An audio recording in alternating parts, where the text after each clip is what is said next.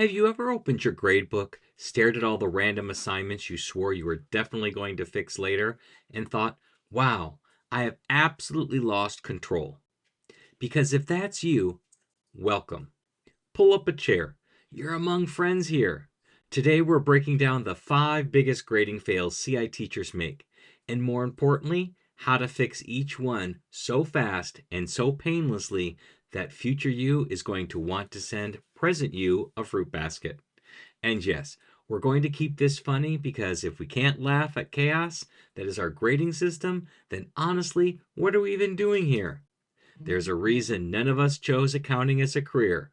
So let's jump in, not into the abyss that is your current gradebook, but into something much more hopeful: how to get out of this mess once and for all.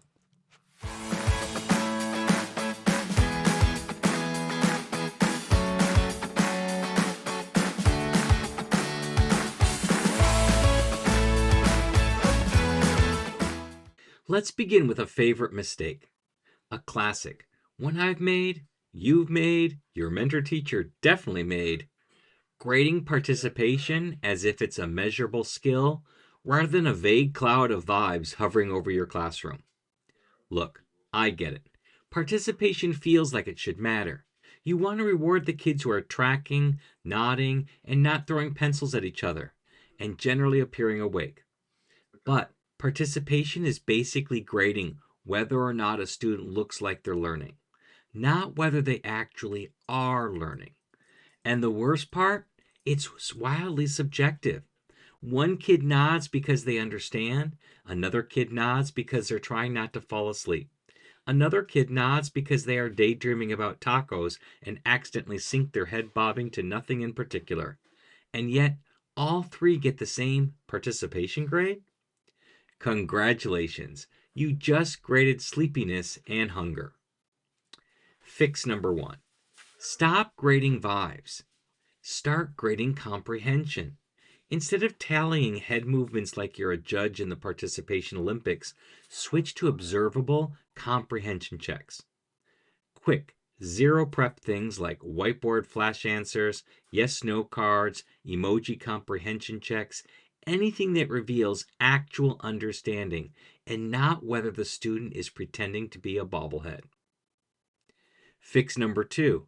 Make participation a behavior expectation, not an academic grade. It's amazing how freeing it is when you realize, I don't have to grade this. I can just expect it. Participation becomes part of class norms, not the gradebook. And fix number 3, anchor every grade to a skill category: listening, reading, speaking, writing. That's the universe. That's all you need. Keep your rubric orbiting those planets. Okay, buckle up for this one, because this mistake deserves its own Netflix special. This is the moment when you realize your gradebook has become a shrine to your own overwork.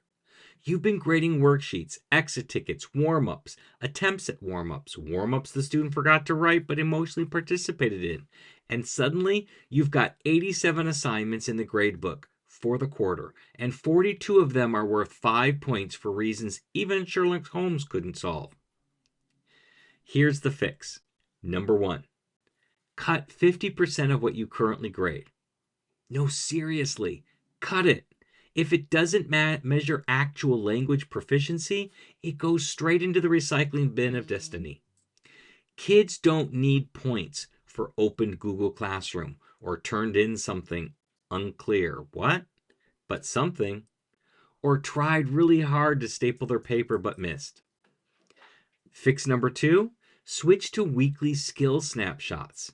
Here's the magic formula that'll give your weekends back. 1 listening check, 1 reading check, 1 writing sample, 1 speaking snapshot. That's it. 4 things weekly or bi-weekly. Teachers have cried tears of joy over this structure. Actual tears. One teacher told me she reclaimed her Sunday afternoon and the will to teach on Monday after switching to this. Fix number 3, automate whenever possible. Digital close readings, matching, comprehension checks, anything auto-scored is your new best friend. Let technology grade the easy stuff so you can focus on the real assessments. And by real assessments, I mean the ones that don't require deciphering handwriting that looks like ancient Nordic runes. The procrastination trap. This is part of the video where some of you may experience flashbacks. You open your gradebook and see a wild zoo of assignments. Half graded things, random zeros you meant to fix, late work that came in last decade, and categories you swear you never created. You whisper, "What have I done?" The gradebook whispers back, "You know what you did." So here's your fix number one. 4 categories. Only 4. Listening, reading, speaking, writing. That's your whole grading system. If something doesn't fit into one of those, spoiler, it never needed to be graded. Fix number 2. Apply the 5-minute rule. If an assessment takes more than 5 minutes to score, it's not an assessment. It's a class activity. And class activities don't belong in your gradebook. And fix number 3, let old assignments die. If it's more than 2 weeks old, let it go. Elsa style. You're not archiving student history. You're assessing proficiency. New data matters. Old data is emotional clutter. Now, before we jump into the next section, if you're loving the idea of simplifying your teaching life while still delivering solid, proficiency-based instruction, you need to check out the CI Survival Kit. Every week, you get ready to use CI resources, stories, reading, assessments, and more.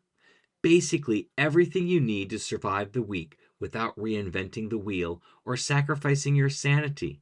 So if you want to cut planning time, reduce stress, and actually enjoy your CI classroom again, grab the CI Survival Kit at the link below. Now let's get back into the grading mess. Okay, time for a big one. Giving tons of feedback without a system to make sure students actually read it. We've all been there. You spend 20 minutes leaving beautiful feedback like you're writing letters from a study abroad program. You pour out your soul, you highlight, you annotate, you offer support, you offer hope, and you hand it back, and the student shoves it into the backpack of no return. So you need to fix these things. And first, feedback must be fast and focused. One strength, one next step, one thing they can do immediately. No essays, no emotional monologues. Next, build feedback into routines. Students should expect and use feedback. Mini reflection tasks, partner explanations, redo opportunities, anything that forces them to interact with your comments. And number 3, tie feedback directly to proficiency goals. If your feedback doesn't move them towards listening, reading, speaking, or writing improvement, it's just noise. You need to protect your time. Sometimes CI teachers fear that if they don't grade everything, they'll look too easy. Admin will question rigor. Parents will question rigor. The dog will question rigor. But rigor does not come from the number of assignments. Rigor comes from the level of thinking required. It comes from the meaningful tasks students do, not the quantity of tasks they turn in. You want to use performance-based tasks, not piles of small assignments. A single writing sample every week tells you far more than 10 half-completed worksheets. You'll want to be transparent about your gradebook structure. Parents don't panic when they see a small number of intentional, high-quality assessments. They panic when they see 72 assignments with names like Warm-Up 8B and Random Practice Thing 12. And you'll want to keep every grade tied to proficiency. This is rigor. This is clarity. This is CI done well. So there you have it. The 5 biggest grading fails that CI teachers fall into, and exactly how to fix each one without losing your mind or spending every Sunday afternoon grading like you're being punished for a crime. Today you learned how to replace participation grading with actual comprehension checks, stop grading everything under the sun, build a clean, intentional 4-category gradebook, make feedback actually matter, and let rigor come from meaningful assessment, not assignment overload. Now here's your question of the day.